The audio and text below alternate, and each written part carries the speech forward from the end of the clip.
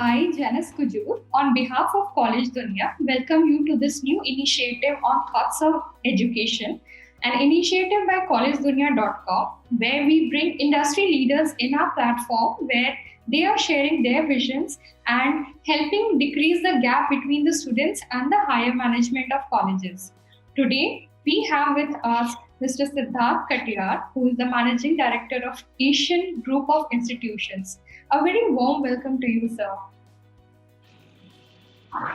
Thank you very much, Miss Janice, for giving me this opportunity on the behalf of collegedunya.com. And the key factors which you are talking about is that the main key factor is the exchange of experience between the students and the teachers, the faculty ones. The first point is that. Secondly, the information and the literacy. And सबसे बड़ी जो बात है वो ये है कि हम लोग जो एशियन ग्रुप ऑफ इंस्टीट्यूशंस का जो हम लोगों ने एस्टेब्लिशमेंट किया है इन ईयर 2011, वो इस पर्पस को देखते हुए किया है कि we are actually we are living and surrounded by a very rural area that is in Bagpur, village Bagpur, Kanpur Dehat, and it is a very challenging task for us to develop the education industry over there. What we can say that, और हम लोग के लिए बड़ा ही challenging था कि इतने बिहड़ गांव में इतने जहाँ पे आसपास शिक्षा का बिल्कुल भी माहौल नहीं था और उसको कनेक्ट करना ग्रामीण क्षेत्र के जो बच्चे हैं, छात्र हैं, छात्राएं हैं, उनको एक सिंगल प्लेटफॉर्म देना पढ़ाई का, and specially the professional technical education, उसके लिए हम लोगों ने बहुत प्रयास किया है और हम लोगों ने एक मोटिव डिज़ाइन किया था, एक विज़न रखा और उस विज़न को हम लोगों ने आगे रखा और वहाँ पे हम लोगों ने उसको पूरा प्रयास किया. हमारे the main what you say is the main visionary of the institute is Mr. K.K. Sachan, the owner of this institute, as well as you can say a chairman, not a chairman, but the owner of the institute, and the chairperson, Srimati Sunita Sachan. She is also a secretary of the institute.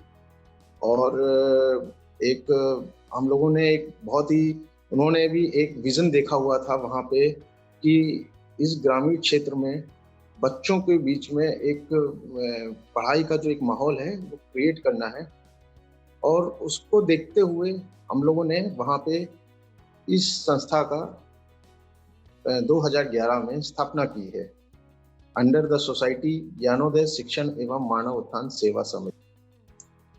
As a managing director of Asian Group of Institutions, what is your philosophy of leadership? आपका leadership style कैसा है और आपके roles और responsibilities towards the institute and towards the students क्या-क्या हैं? देखिए, being a managing director, जो मेरा जो सोचना ये है कि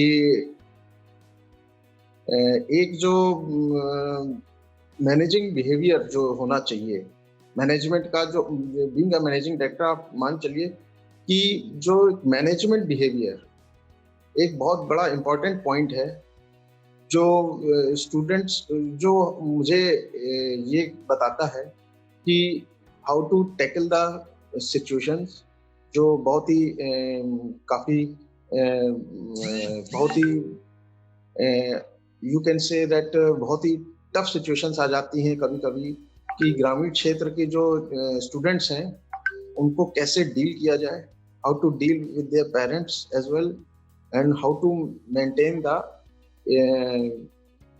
line between the students and the faculty and as well as overall the staff, उनके बीच में कैसे करना है, it's a very challenging job for me being a managing director, and I have to also look after all the accountability as well as जो होना चाहिए students के और कॉलेज के बीच में, कि किसी भी तरीके की कोई परेशानी ना आए पढ़ाई में, या किसी भी तरीके से किसी सब्जेक्ट्स में, या उनके साथ फीस की एक जो सबसे बड़ी समस्या है अपने इस ग्रामीण क्षेत्र में, जो फीस नहीं भर पाते हैं बच्चे, तो उनको कैसे हैंडल करना है, और उसको हम दोनों तरफ से देखना है। इसमें स्टूडेंट्स भी परेशान हो जाते हैं, फीस नहीं दे पाते हैं ग्रामीण क्षेत्र में, because the capacity of students जो वहाँ पे है, फीस गिवन कैपेसिटी बहुत कम है ग्रामीण क्षेत्र में। और उनका जो और हमारा मोटो यही है कि उनको ज़्यादा से ज़्यादा एक अच्छा प्लेटफॉर्म दिया जाए, ताकि वो ज़्यादा से ज़्यादा शिक्षा को ग्रहण कर सकें और एक अच्छे प्लेटफॉर्म में आ सकें, आगे बढ़ सकें। और जो मेरा पर्सनली जो मेरा समस्या जो है वो फीस से रिलेटेड थोड़ी रहती है, जो कि मुझे लगता है कि वो शॉर्ट आउट हो जाती है, कुछ बच्चों को बेनिफिट्स देखकर भी हो जाती है, और कुछ सरकार के कुछ ऐसे प्रोविजंस हैं, they are giving some kind of योजना to the students so that वो अपने इन कमियों को पूरा कर लेते हैं। फीस से संबंधित स्कॉलरशिप प्रोग्राम्स हैं, गवर्नमेंट चला रही है बहुत सारे, तो उससे भी बच्चे अपने जो है एक इंटरलिंक बन जाता है स्टूडेंट्स का और कॉलेज के जो और भी चीज़ें हैं। तो जो मुझे लगता है कि एक तो सबसे पहली जो बात यही थी, एक तो फीस स्ट्रक्चर की बात हो जाती है कभी-कभी। दूसरा हो जाता है कि जो हम लोग उनको एक प्लेटफॉर्म दे रहे हैं पढ़ाने का, कि एक बेस्ट से बेस्ट उनको हम एक शिक्षा का एक माहौल दें, जो हम लोग उसमें शायद लगभग हम लोग उस चीज़ों में सक्सेसफुल हो चुके हैं। उनको हम लोगों ने हर तरीके से कोशिश किया है देने की, रेगुलर क्लासेस देने के लिए भी हम लोगों ने बहुत प्रयास किया है, और उनके दिमाग से जो बहुत सी चीज़ें जो चल रही थी, वो कहीं न कहीं जो एक ग्रामीण क्षेत्र के जो बच्चों होते हैं, उनके दिमाग में बहुत सारी चीज़ें चलती हैं कि कैसे मैं अपनी रोज़मर्रा की, क्योंकि गरीब छात्र होते हैं और वो सोचते हैं कि पढ़ाई मैं करूँ कि मैं अपने माँ-बाप के लिए कुछ पैसा कमा के अपनी रोज़मर्रा की ज़िंदगी जीऊँ। तो उसको ख़त्म करना भी एक मेरे लिए बहुत बड़ा चैलेंज था। तो कुछ इस तरीके से हम लोगों ने शेड्यूल किया है वहाँ पे, टाइम को भी इतना शेड्यूल किया हुआ है कि उनका मैक्सिमम जो टाइम है, जो वो पढ़ाई में जाए, और एक बढ़िया सा उनको एक माहौल मिल जाए, ताकि वो आगे और छात्रों को जो बिल्कुल वहाँ पे आप ये सोचिए जो बिल्कुल पढ़ने के बिल्कुल उनके पास कैपेसिटी नहीं है, और जिनके पास वो पढ़ना भी चाहते हैं, आगे भी बढ़ना चाहते हैं, लेकिन वो किसी कारणों की वजह से नहीं कर पा रहे हैं।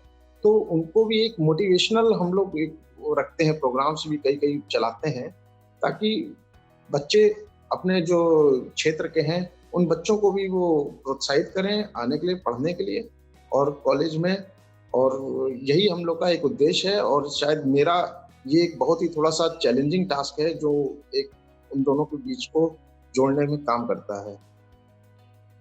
Sir, as a managing director, आपके कॉलेज के जितने भी की प्रोग्राम्स हैं या जितनी भी फैसिलिटीज हैं, आप उनकी मार्केटिंग एक्टिविटीज कैसे करते हैं? आप बच्चों को कैसे बताते हैं कि क्या-क्या फैसिलिटीज, प्रोग्राम्स अवेलेबल हैं आपके इंस्टीट्यूट? देखिए, ऐसा है जो हम लोग स्ट्रेटजीज जो अपनाते हैं फॉर मार्केटिंग, वो तो सिंपल है।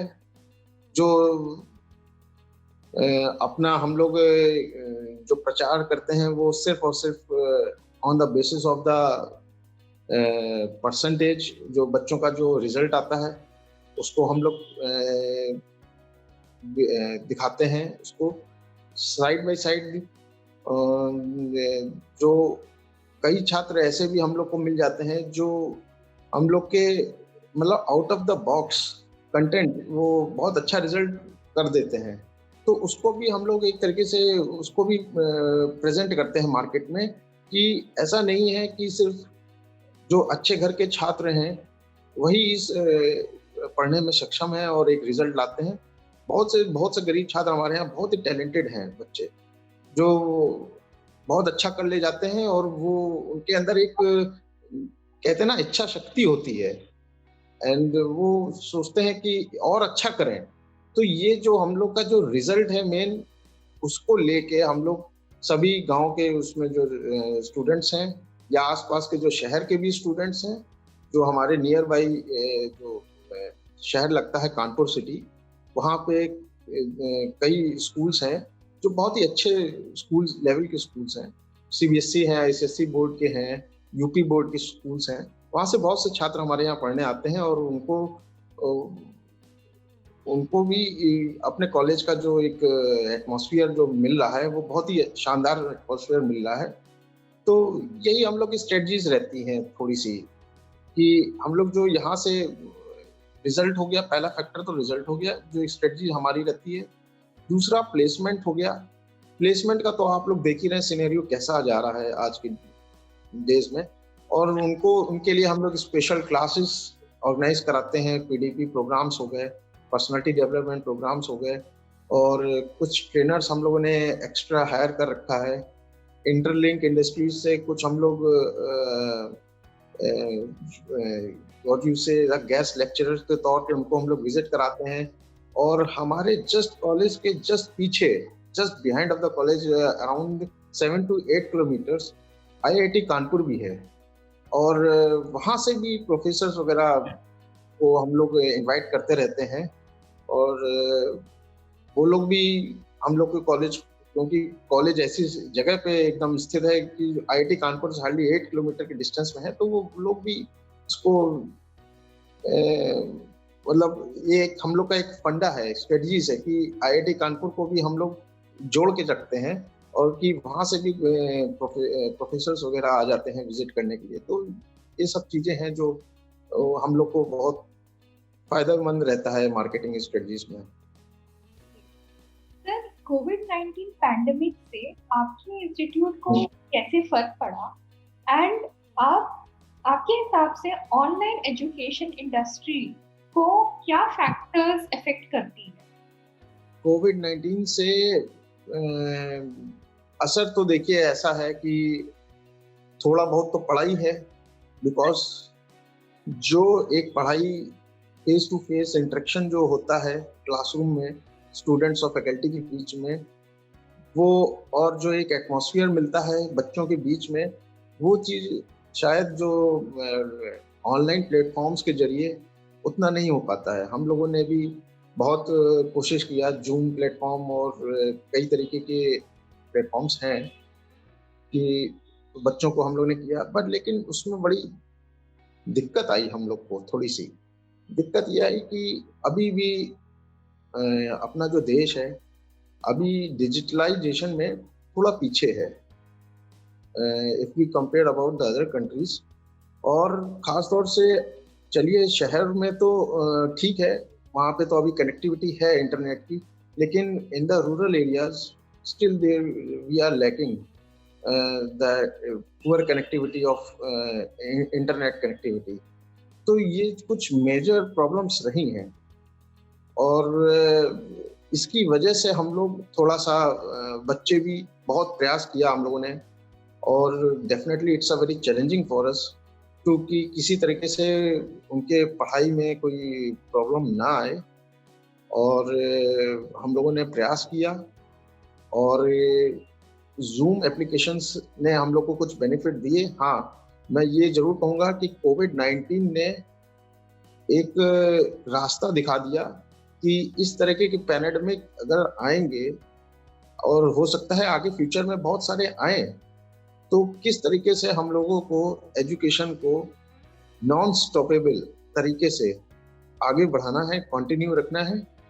तो ये बहुत अच्छा कारीगर है, और अब शायद बच्चे भी इस चीज़ को समझ रहे हैं। तो अब उसको ये एक प्राइम फैक्टर हो सकता है आने वाले समय में कि ऑनलाइन प्लेटफॉर्म में जो पढ़ाई होगी इस तरीके के पैंडेमिक्स में, तो उसका एक अलग ही इफेक्ट जाएगा बच्चों की स्टडीज में। ये चीजें होंगी मैम। जी। सर, अभी नेक्स्ट 10 इयर्स के लिए एशियन ग्रुप ऑफ इंस्टीट्यूशंस की आपके हिसाब से क्या टॉप प्रायोरिटी होनी चाहिए?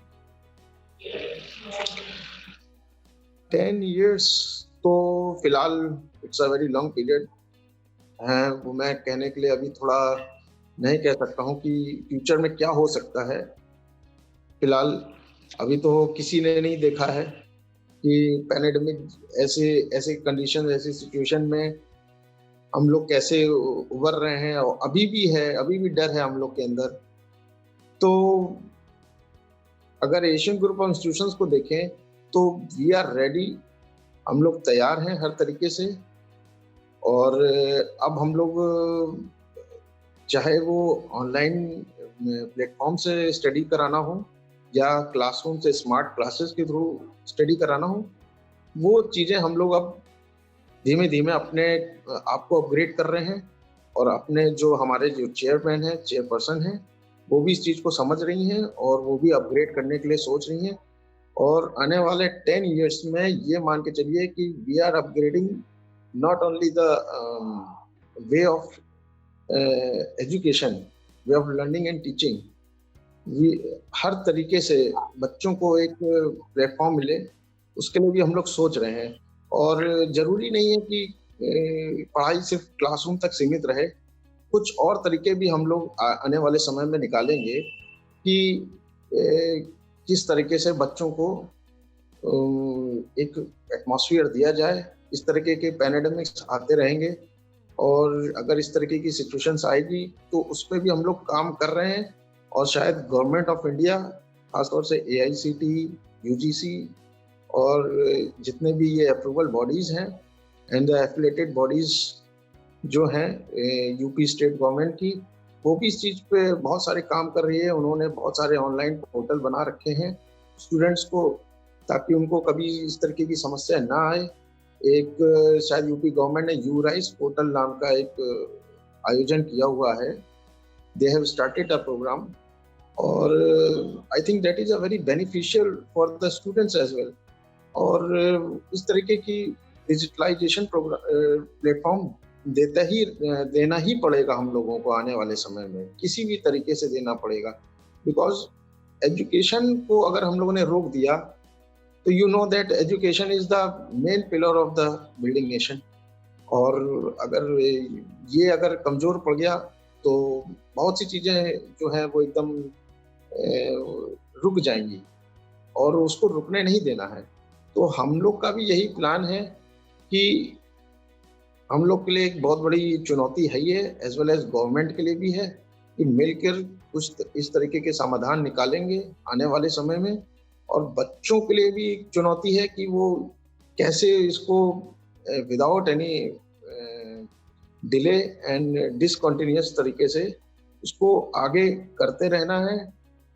नहीं तो ये सभी के लिए एक बहुत बड़ी समस्या हो जाएगी। और हम लोग being managing director of Asian group of institution, हमने तो हम लोग के बहुत अच्छे अच्छे प्लान्स आगे रखे हुए हैं और रखेंगे। लेकिन फिलहाल अभी हम लोग को डिजिटल प्लेटफॉर्म ही एक रास्ता दिख रहा है और शायद ये इसी को ही हम लोग आगे कंटिन्यू करेंगे। जब आप पहली बार एशियन ग्रुप ऑफ इंस्टीट्यूशंस में आए थे तो आपका विजन क्या था इंस्टीट्यूट के लिए, और ओवर द टाइम आप कितना सक्सेसफुल रहे हैं इम्प्लीमेंट करने के लिए? जब मैं एशियन ग्रुप ऑफ इंस्टीट्यूशंस में मैं आया तो मेरा एक विजन यही था कि एक इतने मतलब आप समझिए ग्रामीण क्षेत्र में एक प्रॉपर एजुकेशन को देना, शिक्षा को देना, मेरे लिए एक बहुत बड़ी चुनौती थी। It's a big challenge for me. और मुझे कैसे इस कॉलेज को ऊपर उठाना था, how to raise this college, this is the prime challenge for me. और मैंने बहुत इसमें स्ट्रगल भी किया। और एक विज़न भी देखा कि चाहे कुछ हो जाए, मुझे मुझे करना है, अपने क्षेत्र के बच्चों के लिए करना है और उनको आगे बढ़ाना है, उनका मनोबल बढ़ा के रखना है, उनकी शिक्षा के लिए जो कुछ भी करना होगा, वो मुझे करना है। तो एक मेरा प्राइम मोटो यही रहा लाइफ में भी। और मैंने इसी प्राइम मोटो को माइंड में रखते हुए इस कॉलेज को ज्वाइन किया था कि किसी भी तरीके से मुझे एक सक्सेसफुल तरीके से एक एजुकेशन को एक वहाँ पे एक माहौल क्रिएट करना है उस ग्रामीण क्षेत्र में। और बच्चों के अंदर जो एक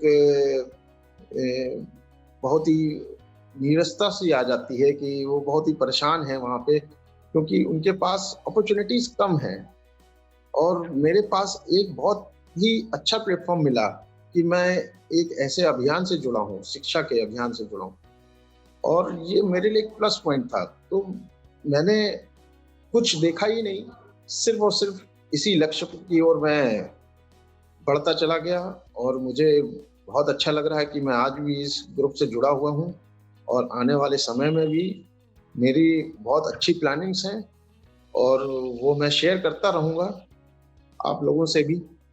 और स्टूडेंट्स को और आगे बढ़ाना है, उनको एक अच्छे स्तर पे ले जाना है और उनके प्लेसमेंट के लिए भी काम करना है मुझे। हाँ, प्लेसमेंट की अगर बात करते हैं तो थोड़ा-सा समस्या है, और समस्या ये सिर्फ़ उन बच्चों के लिए नहीं है, पूरे देश के लिए है। और क्योंकि जब जो जॉब क्रिएट कर रही हैं इंडस्ट्रीज़, उनके लिए भी आज की डेट में समस्याएँ हैं। तो ये भी एक हमारे लिए एक थोड़ा-सा प्रॉब्लम्स है कि कैसे उनको मर्ज किया जाए, इंडस्ट्रीज़ में मर्ज किया जाए। और बहुत सारी इंडस्ट्रीज़ से हम लोग की बात होती रहती है, लेकिन ठीक है, अब बच्चे सेल्फ डिपेंडेंट भी हो रहे हैं, आत्मनिर्भर भी हो रहे हैं और वो कोशिश कर रहे हैं कि सिर्फ़ जॉब करना ही एक मोटो नहीं होना चाहिए लाइफ़ में। कुछ आत्मनिर्भर हों और कुछ सेल्फ डिपेंडेंट बनकर कुछ करें, समाज के लिए करें। और आफ्टर ऑल अर्निंग ही मेन रोल है सभी के लिए, सबको अर्न करना है जीवन व्यापन करने के लिए। तो वही है हमारा भी कि सब बच्चे अच्छी तरीके से पढ़ जाएँ और वो अपने लिए कुछ अर्निंग के लिए कुछ किसी तरीके से वो निकालें। उसमें जो भी मदद हम लोग करते हैं, वो सब बच्चों के लिए हम लोग पूरा ध्यान रखते हैं उस चीज़ में। कि अभी इंडस्ट्री में बहुत सारे चेंजेस हो रहे हैं और हर दिन नई टेक्नोलॉजीज आती रहती हैं। तो आप ऐसा क्या करते हैं अपने करिकुलम के लिए ताकि आप इंश्योर करें कि जो बच्चे आपके यहाँ से निकल रहे हैं वो इंडस्ट्री के लिए अप टू डेट रहे?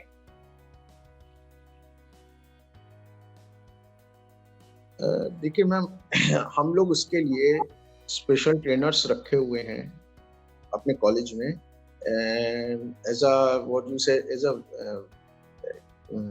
विजिटर्स, जो थोड़ा सा उनको सिखाते हैं, लर्निंग प्रोसेस उनको बताते हैं कि how to enter in the industry. क्योंकि पढ़ाई तो है ही है, जो भी है। जैसे हमारे यहाँ जो प्रोग्राम चल रहे हैं, पॉलिटेक्निक हो गया, तो पॉलिटेक्निक में 3 ब्रांचेज हैं, civil engineering, mechanical engineering and electrical engineering. तो अब जो बच्चे जो हैं, जिनका जो रुझान होता है, जो भी इंटरेस्ट होता है, वो उन 3 ब्रांच में होता ही है। तो जिन बच्चों को जो भी इंटरेस्ट, जैसे मानिए सिविल इंजीनियरिंग में है इंटरेस्ट जिन बच्चों को, तो उससे संबंधित हमारे यहाँ कोई भी एक बाहर से हम लोग ट्रेनर्स हायर कर लेते हैं और उनको उस चीज़ के बारे में फैकल्टी जो पढ़ाती है, स्टडीज़ कराती है, वो दैट इज़ डिफरेंट। और इसके अलावा जो हम लोग एक्स्ट्रा ट्रेनर्स जो अपने एक्सपीरियंस शेयर करते हैं बच्चों के बीच में, जो कंपनी से काम करके आए हुए होते हैं, तो वो उसका एक अलग ही प्रभाव बच्चों पे पड़ता है, वो सीखते हैं। और शायद learning is the only key to reach a biggest goal. क्योंकि आप लगातार लर्न करते रहेंगे तभी आप आगे बढ़ते जाएंगे। तो वो अपने शेयर्स करते रहते हैं। ऐसी मैकेनिकल के लिए हैं, ऑटोमोबाइल सेक्टर्स हो गया, और वहाँ से भी कई आ जाते हैं ट्रेनर्स। वो भी हम लोग टाइम टू टाइम सेमिनार्स कराते रहते हैं बच्चों के अंदर, ताकि उनको एक ये पता चले कि कैसे हमको आगे बढ़ना है। कि सिर्फ जो स्टडीज़ हैं वो तो एक नॉर्मल प्लेटफ़ॉर्म है, कि वो आपको एक बता देंगे कि क्या है, what is actually is all about the mechanical engineering. लेकिन जो मेन मैकेनिकल इंजीनियरिंग की जो प्रैक्टिकल नॉलेज है, वो इंडस्ट्री ओरिएंटेड पर्सन ही बता सकता है। तो हम लोग time to time workshops, seminars और छोटे-छोटे से प्रोग्राम कराते रहते हैं। इससे बच्चों के अंदर एक जागरूकता आती है, वो लोग सीखते हैं उनसे और यही इम्प्लीमेंट करते हैं। आज की डेट में जितनी भी कंपनीज़ हैं, they all need multitasking students. उनको सिर्फ एक चीज़ नहीं आना चाहिए कि सिर्फ ऑटोमोबाइल सेक्टर में गए हैं तो आप सिर्फ कैसे पार्ट्स बनाते हैं, सिर्फ ये नहीं चाहते हैं। वो ये भी चाहते हैं कि आप बैक ऑफिस वर्क भी कर लो, साइड बाय साइड आप फील्ड वर्क भी कर लो। आप मैन्युफैक्चरिंग यूनिट में अगर आपको हमने डाल दिया है, तो आप मैन्युफैक्चरिंग यूनिट में भी आपको आना चाहिए। तो ये सब चीज़ें कॉलेज के अंदर इतनी सारी चीज़ें इम्पॉसिबल हो जाता है। यहाँ पे जो लैबोरेटरीज़ हैं हमारे यहाँ, उस लैबोरेटरीज़ में हम लोग डमीज़ होती हैं, वहाँ पे एक छोटे से प्रैक्टिकल वो लोग करते हैं। लेकिन जो इंडस्ट्रीज़ में जाते हैं, जब वो लोग वहाँ देखते हैं इतने वाइड एरिया में, तो वो उसका एक अलग ही परसेप्शन होता है कि कैसे काम करना होता है। तो ये चीज़ों पे हम लोग फोकस करते हैं और ये चीज़ बहुत हेल्पफुल रहती है बच्चों के बीच में। जी। सर थोड़ा हमें ये बताइए कि आपके इंस्टीट्यूट में कौन-कौन से प्रोग्राम्स ऑफर्ड होते हैं और उनमें कितने सीट्स होते हैं?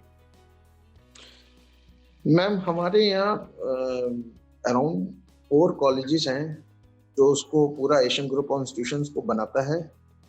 पहला कॉलेज है Asian Institute of Rural Technology, जिसमें पॉलिटेक्निक चलता है, डिप्लोमा इन इंजीनियरिंग, जिसमें 3 ब्रांचेस हैं, civil engineering, mechanical in production and electrical engineering. तीनों ब्रांचों में 60 सीट्स का इंटेक है। और दूसरा कॉलेज हो गया Asian Institute of Science and technology.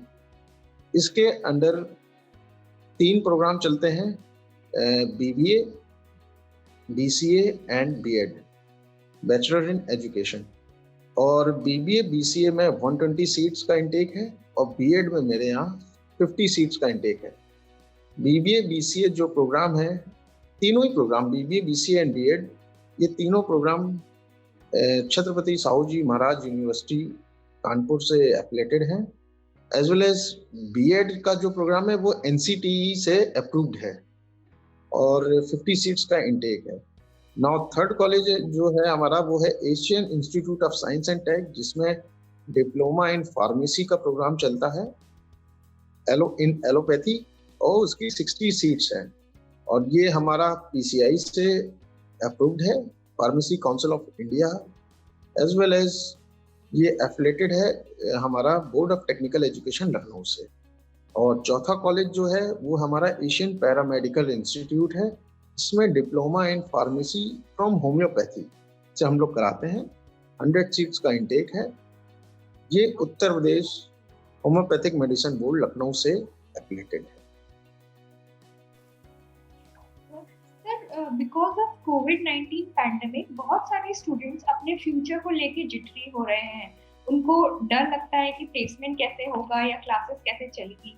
ऐसे में जो बच्चे आपके यहाँ पढ़ रहे हैं और जो आपके कॉलेज के लिए एस्पायरिंग स्टूडेंट्स हैं, आप उनको क्या मैसेज देना चाहेंगे? मैं उनको यही कहूँगा कि डरने की जरूरत नहीं है। Such type of pandemics will come in future also। और इसमें बहुत ज़्यादा परेशान होने की बात नहीं है। ये ऐसा नहीं होगा कि अगर ये पैंडेमिक आएगा और मैं क्या कर पाऊँगा, ये सोचने का वक्त नहीं है। हाँ, इसमें बिल्कुल भी डरने की आवश्यकता तो बिल्कुल भी नहीं है। मैं सभी स्टूडेंट्स को, अपने कॉलेज के एज़ वेल एज़ सभी स्टूडेंट्स को मैं यही कहूँगा, एक संदेश है कि इसमें डरने की आवश्यकता नहीं है। हाँ, यदि इस तरीके की पैराडायमिक्स अगर फ्यूचर में आते भी हैं, तो आप सेल्फ स्टडी करिए और कोशिश करिए कि मोटिवेशन रखें और सेल्फ स्टडी करते रहें। यदि अब ये इतने सारे डिजिटल प्लेटफ़ॉर्म्स आ गए हैं, किसी की मदद की ज़रूरत है तो आप डिजिटली जुड़ के भी आप कनेक्ट होकर भी आप सबसे बातचीत कर सकते हैं। और सबसे इम्पोर्टेंट चीज़ है इन सब पैंडेमिक से बचने का, वो है मेडिटेशन एंड योगा, जो बहुत ही इम्पोर्टेंट फैक्टर है। सिर्फ एजुकेशन में इसको गवर्नमेंट ऑफ इंडिया ने भी, सेंट्रल गवर्नमेंट ने भी इसको मैंडेटरी कर दिया है कि योगा को और मेडिटेशन को कंपल्सरी सब्जेक्ट कर दिया है। और शायद इसीलिए किया है कि जो बच्चे होते हैं वो बहुत ही ऐसी अवस्था में, जब इस तरीके की पैंडेमिक्स यदि आते हैं, तो उसको कैसे ओवरकम करना है, प्रेशर को, टेंस को, स्ट्रेस को। इसीलिए इसको एक गवर्नमेंट ने एक इनिशिएटिव लिया है, इसको जोड़ा है और मेरे ख्याल से एक बहुत ही अच्छा स्टेप है जो गवर्नमेंट ने इसको रखा है। तो ये मेडिटेशन करना, योगा करना एज़ वेल एज़ आप अपना सेल्फ थोड़ा-सा मोटिवेट रहना, अच्छे जो पॉजिटिव थिंकिंग है उसको बना के रखना और उसको समझना, यही कुछ पॉइंट्स हैं जो बच्चों को करते रहना चाहिए ताकि इनको स्ट्रेस से ओवरकम है और इस तरीके की कोई भी समस्याएँ उनको उनकी पढ़ाई पे हावी ना हो। तो ये एक बहुत ही इम्पोर्टेंट थिंग है जो मेरे ख्याल से करना चाहिए बच्चों को। और यदि कोई इसके अलावा भी कोई सपोर्ट अगर बच्चों को चाहिए होता है तो डिजिटल प्लेटफॉर्म से कनेक्ट होके डायरेक्टली फैकल्टी से भी कनेक्ट हो सकते हैं। कोई समस्या हो तो आप उससे भी बात कर सकते हैं। तो ये सब स्टेप्स उठाने पड़ेंगे अब आने वाले समय में। Sir, thank you so much हमारे साथ जुड़ने के लिए और अपने व्यू शेयर करने के लिए। आई एम श्योर आपका इंटरव्यू देख के many students will be motivated to join your college as well as their whatever questions they had in their mind will be cleared. So I thank you again, sir, to be on this platform. Thank you, Janice. Thank you very much giving me opportunity once again. And I hope we will also, I am also like to give the next interview or in the coming in a more frequent way. Thank you very much.